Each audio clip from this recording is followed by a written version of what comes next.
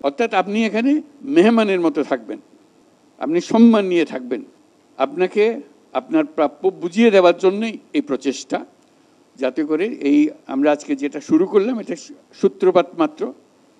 এটা ক্রমে ক্রমে আরও বহুভাবে প্রকাশ করা যাবে।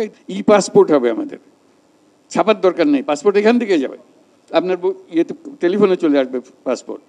এটার জন্য লাইন ধরতে হবে কেন, অফিসে যেতে হবে কেন? আপনার যেটা সরকার থেকে প্রাপ্য সরকার আপনাকে বাড়িতে পৌঁছে দেবে, এটাই হলো নিয়ম।